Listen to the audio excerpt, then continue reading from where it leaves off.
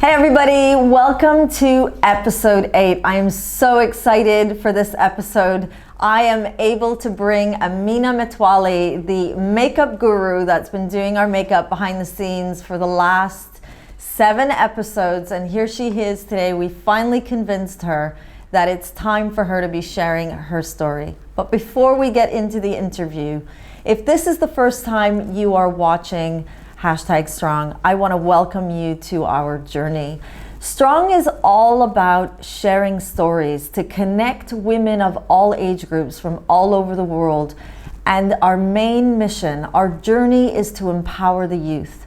And I believe that working together in community is one fabulous way to ensure that our teenagers are feeling supported, connected, and beginning to feel understood by parents, educators, guardians, and anybody that is ever in any interaction with our youth. So I want to welcome Amina Metwali to our journey that we call Strong. Welcome in front of the camera. Welcome Thank to you. Our audience. And I'm so excited to have you here today, Amina. Oh, thank you. Me too, Maria. Despite the fact that I'm a bit nervous, but I am very, very excited to be here. And being nervous is really what we all experience before we get into our interview. So I want you to feel like you are supported here, and also to remember that what you're doing, the impact, the ripple of what you're doing today by sharing your story is going to help somebody watching our show today. And probably every time somebody watches this episode, they'll be looking out at you as a role model and really grateful that you took the risk and shared your story. I hope so. Excellent. I really hope so. So putting your fears to the side and really embracing what we're about to do, let's start right at the beginning. The same question I've asked every guest before you. Who is Amina? It sounds like a very normal question, but it's not.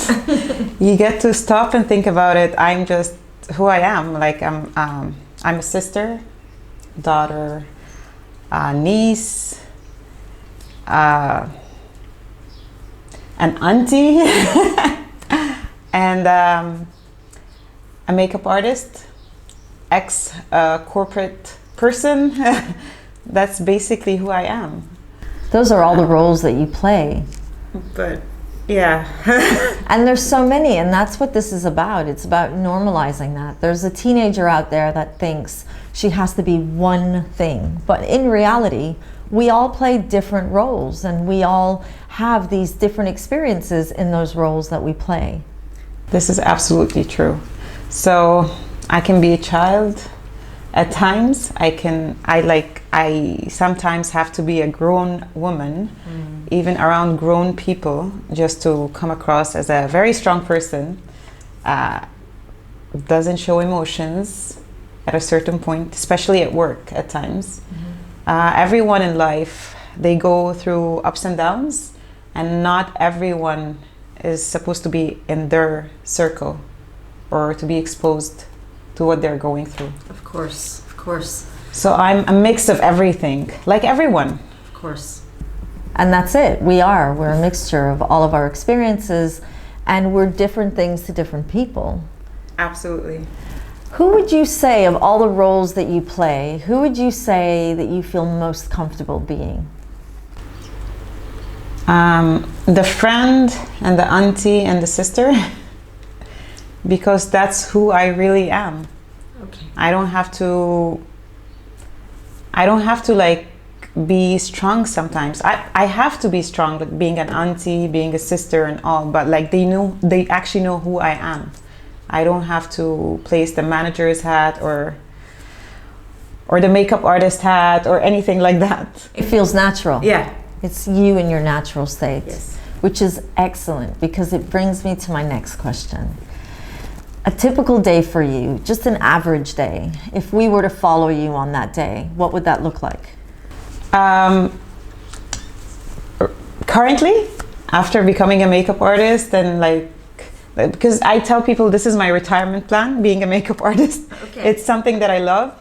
So I don't actually have to work every day. So when I'm not working, I wake up, started working out, which is a good thing, I guess. I sometimes read Netflix, go for a walk, mall. That's pretty much it. Or over the weekend, you're gonna go find me dancing. Nice. Salsa. Oh, very nice. So yeah. So you're also a salsa dancer? You can call me a salsa dancer, but I'm not a professional one. I just do it for like social dancing. Excellent. And would you say on that typical day that you play all these different roles, or only some of those roles come into play? If I'm working, I definitely have to put my work hat. You work with different people, so you have to like adjust how to communicate, build rapport with people. If I'm around my friends, I'm just being who I am. I can be silly, I can be a child. We can not really gossip, but like girls talk. Exactly. Yeah. It's vital, isn't it? It keeps us going. Yes. And I believe that these episodes are kind of like girls talk. It's Absolutely. It's women, it's females sharing these stories because we're talking, and in that talking, it's what we do. I think it's what women do naturally. We like to talk. We like to communicate. This is very true. But sometimes there's parts of ourselves that we don't really want to be sharing. And maybe my next question might take you there. What do you do when nobody's watching? It really depends. It depends on my mood. It depends on which phase I'm going through right now. Mm-hmm. So I'm like any other person, not necessarily a woman, but especially as an expat.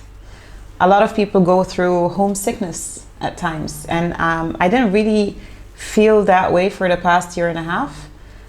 But in the last couple of weeks, maybe I felt that, because maybe that was the longest period that I didn't get to visit my family and friends back home. But then again, I got out of it by like being around my friends, going out, salsa dancing, because that's my therapy. So I have times where I cry alone, like other people. I don't share that. Other times I chat with my friends and start laughing alone at home. You're one of these people that I chat with. So yeah, that's basically what I do. Like this is what happens when I'm all by myself. It's a mix of everything. It really depends on the day. Fantastic. And how do you switch off? So I think switching off is really different to what do we do when we're alone. Because sometimes when we're alone, we're still trying to connect, either digitally, or we're finding ways to stay connected to our careers or our families. But when we disconnect, that's really, I believe, a different level of what do we do when nobody's watching. So how do you disconnect from all the roles that you play, the expectations that people might have of you, and how do you disconnect when you're really trying to be Amina? That might sound funny to you, but like most of the time I disconnect while I'm working, because while I'm doing makeup, if I'm not having a conversation, I'm just focused at what I'm doing. That's for me kind of meditation. Okay. I disconnect by painting sometimes. I don't show my paintings to anyone,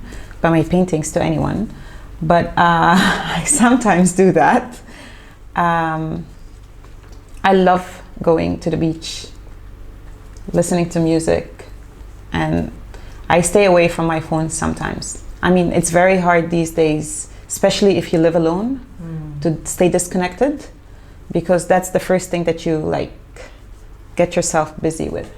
So talk to us a little bit about what it's like to be an expat female, living alone, family away, in your retirement plan, being a makeup artist. How does that feel to be in that circle? I mean, honestly, I was lucky enough that I don't come from a family where it's a big deal to go and travel and live alone. We have mutual trust, I guess. But I've been asked more than once, do you live alone? Okay. And that's not very common. Like, there are girls that live alone in Egypt, but that's not very common. But yeah, like, I think as an expat, I don't find it hard. Honestly, living alone as a female, I don't find it hard. And how does it interlink into all those roles that you play? I mean, my nephew, especially the eldest, we're pretty close, and that was the hardest part. So we do video calling most of the time. So that might have been the hardest thing to do, because at the very beginning he couldn't understand the fact that I actually moved and I'm working here. Like, he got the idea that I'm working here, but he just doesn't get the idea of me staying away for a long period of time. So it has an impact on family as well. Absolutely. And how do you see their impact impacting you? Because I think young people, especially when they're in that transition between high school and then moving away from home, there's that build-up, that excitement of I'm going to be independent. I'm going to be living my best life, moving away from home, and nobody really talks to them about homesickness, the reality of you're now disconnected from that strong family unit that you would have come from. And I believe that we assume they'll get it, almost like we kind of had to get it. So how does their impact, your nephew's impact, the feelings that family have with the idea of you moving away and staying away, and how is it impacting you? To start with, the first thing is, it's not very common for kids to move out of the house in Egypt. Once they hit 17 or 18, they stay with their families, regardless if he's a male or a female. And for them to move out, so if the first time for them is to move out of the country, it's not easy, because they have to understand the idea of they're paying rent, they have to furnish everything, they're paying for their utilities, which is something not everyone has experienced in their families or their parents' homes, because most of the time the parents take care of that. I'm not going to say lucky, but I had to live alone for a while before moving here. So I've experienced that beforehand, before moving. So for teenagers or kids who just graduated high school and they're just moving away from their family and friends to study, they get super excited for the move. But I'm sure at times they're going to miss their friends, they're going to miss their families. If they're fortunate enough, then they're going to be doing visits during spring break, or families are going to be visiting them. But there are families who are just sending their kids and doing everything to just have their kids have their best education, the ones that they couldn't get. So Amina, if you were to go back to that age, being a teenager, knowing what you know today about life, about moving away from home, about taking a different course than the, say, average Egyptian female would have in your position, what would you wish to do different, or have that was different, or even be that would have prepared you for where you are today? As a matter of fact, I think I was prepared because for the move or for work, because I started working in an early age. I was 18 when I first started working.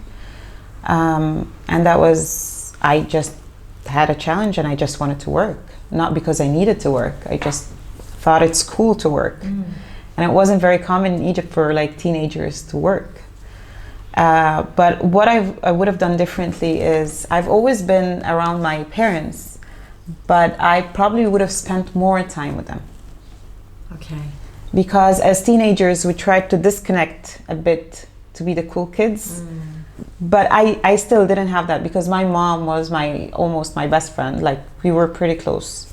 But I would have I used to spend a lot of time at work. But now if I look back, I would just go for work, and I don't have to spend all that time and have some family time. I think we all think we have so much time. Yeah. And we forget that time is not always our friend. Definitely. That's a big one.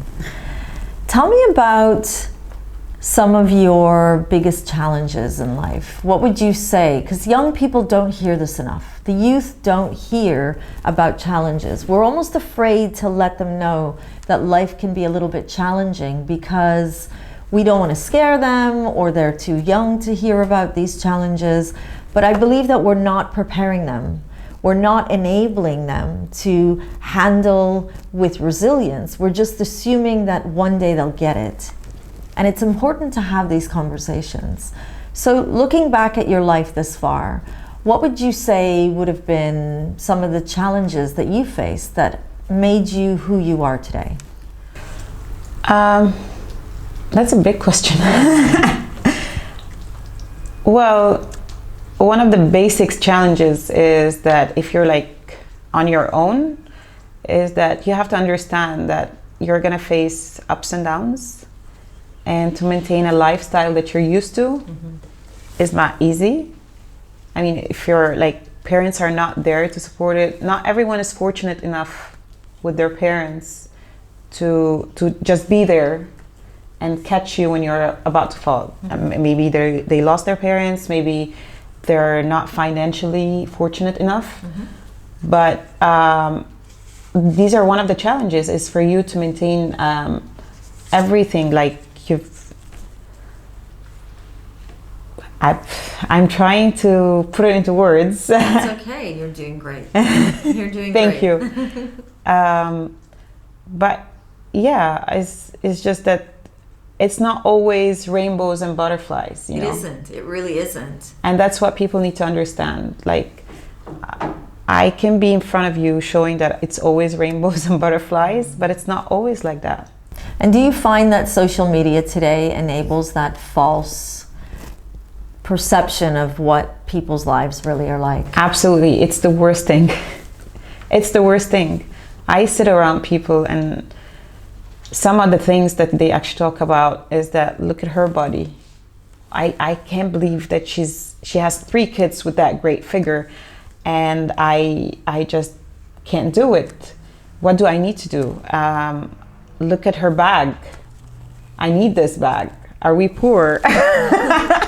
Exactly. And it's really important that we talk about the reality of Nancy in a previous episode said we put our best life forward on social media. You don't put a picture while you're crying. We don't. We really don't. And when we do, I think that people look at that as a sign of weakness and oh my goodness, you know. You're seeking attention. Drama queen. Yeah. And we label it. So the challenge of moving abroad and living on your own and understanding that it's not always going to be roses and fairy tales. There's going to be challenge with it. Of course, just to sustain your job. I mean, that's on its own is stressful. We live in a place that's very competitive, whether back home or here, but you have to work very hard in order for you to keep your job. And how do you overcome these emotional challenges? I am an overthinker, so it's always in the back of my head. And but you know what? I sometimes go, one day at a time. What could be the worst thing that can happen? I always think that way. And that's such a great mindset to have, is what can be the worst thing that can happen, one day at a time. And I think when you face it, you can't change it. It's going to happen, and it's just about facing it, isn't it? Yes, and I'm one person that believes whatever happens for a reason. I might not know the reason now, but eventually it's gonna be clear for me. I think parents say this a lot to their children. Everything happens for a reason. And I know that most adolescents don't really like to hear it. But tell us more about why you believe this and how it's shown up in your life. Everything that I've been through in my life eventually proved that everything happens for a reason. Like, I started working, let's say, at the age of 18. I didn't really need the job. And I didn't tell my dad that I started working, except a couple months later, because he wouldn't have agreed. And that was the first thing that he said. Why? When you graduate college, then you start working. And I was like, I just want to work now. He was like, well, I'll see your grades. If your grades are not good, you're quitting your job. And later on, that made me a stronger person. I had a challenge. That was the first year and the only year that I had great grades in college. But eventually I was a responsible person. I lost my parents in my mid-20s. So that placed me in a place where I can be on my own and it's okay, and to organize my life in a certain way.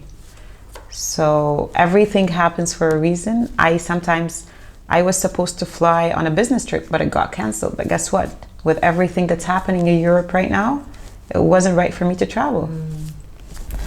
And would you say that you were taught this mindset, or was it just something that you learned and accepted? How did you learn to be okay with the challenge and to understand and remind yourself, Amina, it's happening for a reason? Number one, with my parents, they taught me to believe that it's for the good, and I have to be thankful for everything that happens. Partially, at the very beginning, you would think this is something that parents teach you. You have to be thankful for everything that you have. And they didn't teach it to me that way. It's just, I was fortunate enough with whatever I had. But eventually, through life, I learned it as well. It was proven. It's like everything happens for a reason. Like everything that I've experienced, oh wow, maybe that I didn't get this promotion at that time because there was another promotion for me in a better position. Wow. So we can go so deep with this conversation, but what I really want our audience to walk away with at the end of this episode is an understanding that thinking different, being different, it's okay. And sometimes it's also about accepting. Yes. Things that happen in our lives. Like if I reflect back in my life, there's things that have happened in my life, especially most recently, that does not make any sense. And as much as I would try to make it make sense, I can't see why it would happen, and it could be for a good reason. And I think it's about accepting that some things we just have to accept because there is a bigger picture. Would you agree? I do agree. And a lot of the times it's not like everything that happens, I go, yeah, it's definitely for the good. In my head, yeah, it's for the good, but why? Like you try to find an answer to that question. And sometimes you would find an answer, sometimes you wouldn't. Would you say that it's also, when we can't find the answer, that it would also be about wanting to control a situation or having a certain idea in our mind of what our life should look like? Yes. And I think that young people, especially when they're preparing for university and for that journey in university, they're so always wanting to control the outcomes in their lives. And I think as parents sometimes we want to make sure that our children are okay, and we try to kind of control what goes on, but these things happen and we are not really in control. Would you say that looking back at your life, when you found it the most challenging to accept or to say it's happening for a better reason or there is a good reason, would you say it's when you're trying to control how you want your life or how you believe your life should be progressing? Or when you're trying to control how you should feel. And why do you think we try to control? Or why would you have tried to control? I'm one person who hates not to be in control. Unfortunately, I come across as a very random person. I am a random person. Like we're gonna be having a conversation and I would come up with the most random thoughts at like weird timings. But we want to have control because it's more of 1 + 1 = 2. So in my life, I go, if I do this, this is going to be the end result. But what if this happens? I always have a what if. So there's always a what if. Yeah, there is always a plan B. For anything. That's fantastic. Plan B. Always a plan B. I love it. I love it. So earlier on, you said that you're living your retirement plan. You're a makeup artist, and that's the retirement plan. And how do you see the future for yourself? What are your hopes? What are your dreams? Your aspirations? When it comes to work or life in general? I mean, work, like, I definitely would love to expand that. Like having a school. Maybe I would love to learn special effects. Oh, nice. Yeah, I would love to learn that. I'm not sure if I can do it, but I would love to learn it. And I love that you're bringing in this idea of learning, because learning isn't static. We're constantly learning. Absolutely, especially in my field. Yeah. It changes every day. And would you say that your journey, your future, your aspirations are all about growing and developing yourself, not just professionally, but on a personal level? Yes, I definitely have grown in the past 10 years, maybe 7 years at least. I am a different person. At least, I don't know whether people have noticed that, but for myself, I know I have changed. So going back to my first question, who is Amina? When you reflect on your past, on your life, and you're celebrating the growth, the change is about growth, would you say that all those parts have grown and changed and developed, or would you say certain parts have stayed the same and certain roles have grown? Certain parts have stayed the same, but a lot of other parts have grown. Fantastic. And it's a process. Maturity, age, experience, and experience plays a big role in it. Like whatever you go through in life changes the person, and it doesn't matter how old you are. It can be as a teenager. You can experience something as a teenager a 40-year-old would experience. And it just depends on when you had to experience that. And that's important for young people to understand, is there's no time frame. I think everybody right now in that generation, that youth, they have this idea that we go to university at a certain time. We are going to be successful by a certain age, and we should be considering having a family maybe or not by a certain time. I think females, especially with biology and the time clock and that idea that we should be somewhere by a certain period. I was like that. Yeah. Because I started working early on, so I was like, by the age of this, I'm gonna be senior manager. By the age of that, I'm gonna do this and that.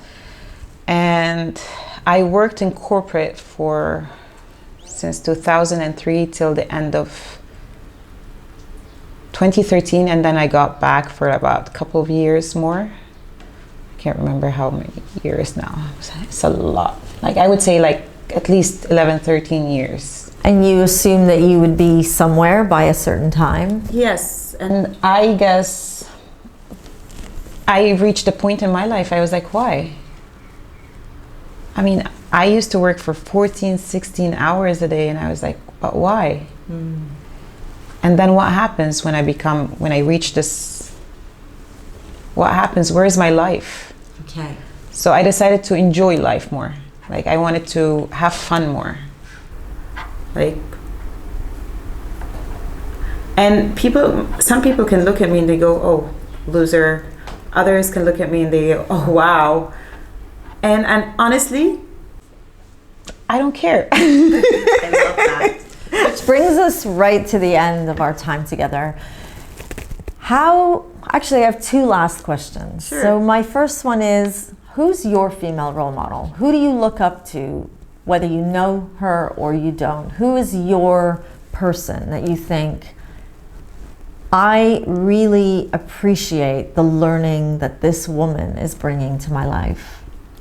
The first female role model would be my mom. And the reason behind it, and a lot of people are going to agree with this, she used to be the coolest aunt. She was friends with her nieces and nephews. She was the one to go to. They would tell her about their boyfriends, girlfriends, everything. She was pretty close to me and my brothers, which is something not like, you would always hear that mothers are always closer to her sons more, and the girls are like closer to the dad. But it wasn't like that. I was like, I can tell her anything. And she was, for me, she was so into fashion. I took makeup after her. She used to paint. She used to help others with makeup. She wasn't doing it as a profession. She was a housewife. But she used to do a lot of stuff, and she brought up 3 kids. And I think my dad and my mom did a great job raising us up. Fantastic. So yeah, that's the first role model. Another role model. That's interesting. A lot of people are going to say Oprah, with everything that she's been through and everything that she's built. In her career, she's been very successful. And that's one person you can actually look up to. Running her own company, being successful, doing good, being kind. And that's very important. Lots of values that Yes. you're aligning with. Fantastic. Amina, Strong is about connecting women from all over the world, different generations, different ages, nationalities. It's about empowering the youth to feel connected, to begin to understand and begin to feel understood. But it's also a journey for the individual. How can we support you on your Strong journey? Just be there. Like, I mean, to support any person is just be around the people that you love. I know that everyone is like busy with their lives, but in my head, I always feel like I have to be there for my friends. I have to be there for my family. And that's very important. We have to always remember that. The people in our lives are very important. So be there. Yeah. Excellent. I love it. That brings us to the end. Thank you so much, Amina. This is again an amazing interview, and I love having my female circle, my tribe, and having you in my life. We haven't known each other for a very long time. I think we really connected after I lost Dania, probably a lot stronger. Yeah. And I want to thank you for being in my tribe and for Being on the show and for Thank being you. our makeup artist. Thank you. For everything you do. And that brings us to an end of episode 8. I am so excited to be on this journey, and I'm so proud to be sharing the platform with women of all age groups. So if this was your first episode, thank you for watching. I hope to see you again in episode 9. Join us on the journey that we call Strong.